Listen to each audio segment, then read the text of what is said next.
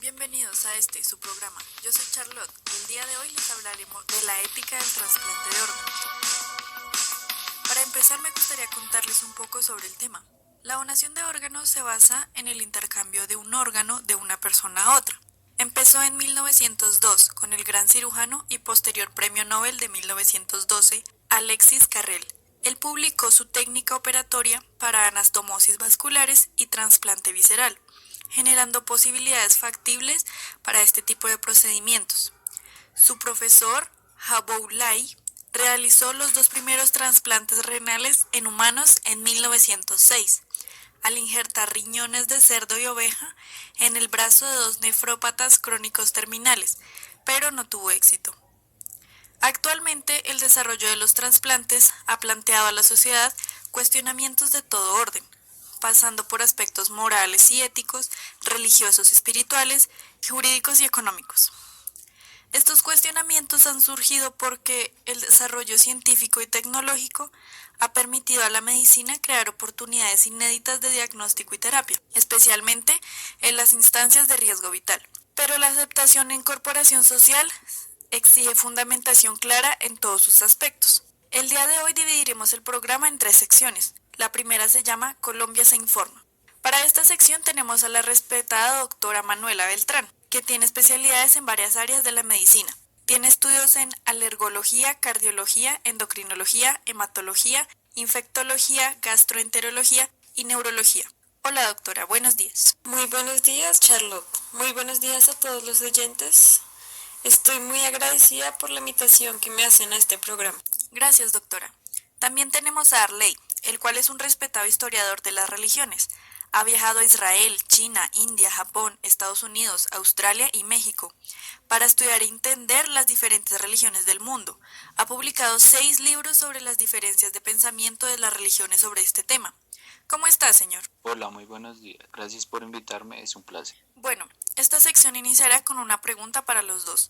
¿Por qué creen que la donación de órganos se ha considerado como un problema social? Personalmente lo considero más una cuestión ética que puede afectar la parte social. Además de que, si lo pensamos, no parece moralmente adecuado salvar vidas a costa de poner la de los demás en riesgo. Sin embargo, en el ámbito de la medicina existen diferentes tipos de donación y preocupaciones éticas relacionadas a ellas, de las cuales pues se las explicaré.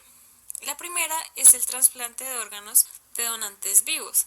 Existen 3 tipos de donaciones. La primera es la donación dirigida a un ser querido, que puede verse afectada por la presión de los familiares y que no se genere por voluntad propia.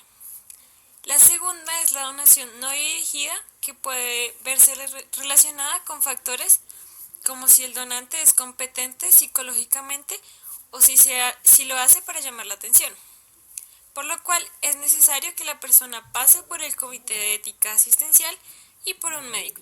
La tercera es la donación dirigida a un extraño. Esta puede generar cuestiones éticas sobre posibles pagos al donante y la alteración en el orden de la lista de espera de los pacientes que necesitan este mismo órgano. Otra cuestión es la solicitud pública de órganos. Actualmente existen ya diversas organizaciones que ofrecen y solicitan órganos de donantes vivos. Este tipo de petición o publicidad genera gran preocupación y controversia sobre el potencial de explotación económica, así como la distribución desigual de órganos. Otro muy parecido es el mercado de órganos. Este también genera debate sobre la posibilidad de un mercado ético de órganos, es decir, un mercado organizado internacionalmente con relación vendedor-estado que puede pagar un precio justo por ellos para evitar así un mercado negro y la explotación de los órganos. Pero pues como ya saben, este tiene implicaciones muy grandes sobre el pensamiento social. Otro aspecto viene con el xenotrasplante, es decir, el trasplante por parte de animales para solucionar la escasez de órganos.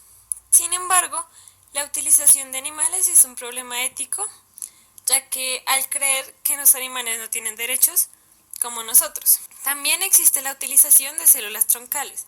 Es una de las más controversiales, ya que para poder conseguir estas células es preciso, hasta el momento actual, destruir embriones humanos, y esto provoca grandes y profundas controversias éticas. Otro también es el banco de cordón umbilical, que también puede obtenerse de células troncales a partir de células de sangre del cordón umbilical. Esta, al contrario del anterior, no presenta tantos problemas éticos, ya que las células sanguíneas contenidas en los cordones umbilicales y estas son almacenadas y congeladas en bancos, pero pues claro, hay que pagar para que las guarden. Y si alguna vez se llegasen a utilizar, solo son para las personas donantes en cuestión, es decir, que no se le pueden transferir a otra persona. Sí, complementando a lo que decía la doctora Manuela, a lo largo del mundo hay diversas posturas con respecto a los trasplantes de órganos. Estos problemas se encuentran también entre las creencias y las normas o derechos humanos. Podemos encontrar religiones que permiten realizar estos procedimientos como medio de ayuda a los demás. En estos casos tenemos a la religión cristiana o a los budistas, y también tenemos casos muy radicales como es el caso de los predicadores o testigos de Jehová que no aceptan transfusiones de sangre. Aún casos más radicales podemos encontrar los judíos ortodoxos que no permiten los trasplantes ni las donaciones de órganos, pues en muchos casos. Qué interesante, señor Arley. Hablando de eso, ¿nos podría decir cuál puede ser el impacto de las diferentes religiones en las personas que acceden a este procedimiento y todo lo relacionado con esto? Por supuesto, Charlotte. Como lo mencioné anteriormente, actualmente la mayoría de las religiones a lo largo del mundo tienen pensamientos comunes con respecto a la donación de órganos, puesto que esto se hace por el beneficio personal. En muchos casos tenemos que no hay prohibición con respecto a estas técnicas, como es en el caso del cristianismo, que puede tomarse como un símbolo de ayuda moral y ven como ejemplo el imitar a Jesús, que dio su vida por los demás. También tenemos el budismo, en el que se habla del don de los órganos corporales y cómo esto beneficia a otros seres vivientes sin perjudicar a la persona y cómo esto pueda ser parte de una actitud moral. También tenemos el pensamiento del Islam, que tras sus escritos en los textos del Corán no tienen como norma básica que todo lo que no esté prohibido en este texto puede estar permitido. Bueno, hablando de casos contrarios, como yo lo mencioné, con respecto a los testigos de Jehová, tenemos la historia de una persona que hace parte de esta religión.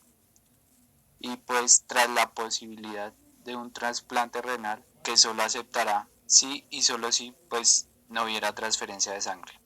Pues en este caso tenemos una postura bastante radical, ya que el paciente puede morir. Sin embargo, tenemos que el médico podría realizar el procedimiento sin decirle que va a existir una transfusión de sangre, y en ese caso pues tenemos que podría ocurrir que el paciente se dé cuenta como tal de esto y demande al doctor.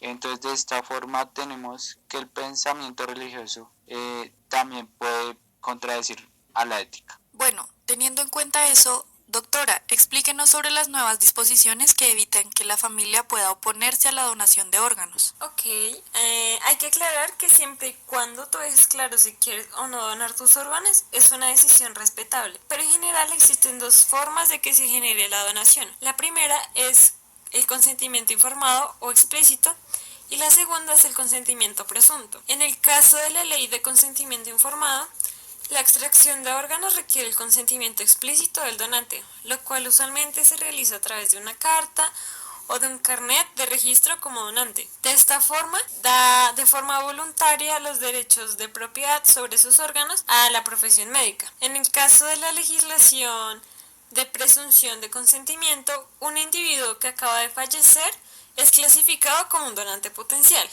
en ausencia de una oposición explícita, y los derechos de propiedad sobre los órganos se convierten en un bien público que pasa a manos del Estado o de la profesión médica. Muchas gracias a los dos por participar en este programa, fue muy agradable. No, muchas gracias a ti por la invitación y recuerden, ustedes también pueden donar sus órganos. Igualmente, Charlotte, gracias. Ahora pasaremos a la segunda sección, esta se llama Colombia y su situación. Para esta sección tenemos a Ernesto Carranza, nuestro ministro de Salud. Lo invitamos para que nos cuente sobre la situación en Colombia sobre la donación de órganos. Ministro, buenos días. Buenos días, Charlotte. Gracias por la invitación. También tenemos la participación de la ciudadana Ivonne. Ella nos hablará desde su perspectiva personal sobre este tema. Hola Ivonne, ¿cómo estás? Cuéntanos tu opinión sobre por qué la donación de órganos muchas veces es un problema social. Hola Charlotte, me encanta tu programa, soy tu fan. Bueno, no lo voy a negar, que la donación y el trasplante de órganos ha supuesto un enorme avance para la biología y el bienestar de las personas, pero también plantea múltiples cuestiones sobre el significado de la muerte, de la identidad humana, de la frontera entre los individuos. Además de la cuestión de que en el país la donación de órganos no es un tema muy común para hablar, por lo cual existen pocas personas que donen sus órganos a voluntad estando vivas o muertas. Y si bien es posible generar la donación de tus órganos después del fallecimiento, la sociedad médica del país se enfrenta a mantener estos órganos vivos, además de la dificultad de encontrar potenciales receptores con las características de histocompatibilidad apropiadas, por lo cual no se puede aprovechar todos los órganos disponibles, además de la falta de métodos de prevención de los órganos y de su trasplante, o la ineficiencia del sistema de distribución de estos, por lo cual es necesario que exista un protocolo, y pues qué mejor que nuestro ministro de Salud para que nos lo explique. Gracias Ivonne. Y ministro, cuéntenos, ¿cuáles leyes existen en Colombia para la donación de órganos? Claro, como entes del gobierno podemos adoptar modelos legales e institucionales más adecuados, pero se preguntarán por qué. Bueno, con esto pretendemos reducir el número de personas que se encuentren en la lista de espera. Actualmente se han usado modelos donde se presume donación. En este caso se pretende evitar respuestas negativas por parte de los presuntos donantes o sus familiares en la extracción de órganos. Para este caso tenemos que en Colombia, en el año 2016, se modificó la normatividad sobre la donación de componentes anatómicos con la ley 1850. Esta ley que da continuidad al mecanismo de presunción, o sea, se presume la donación.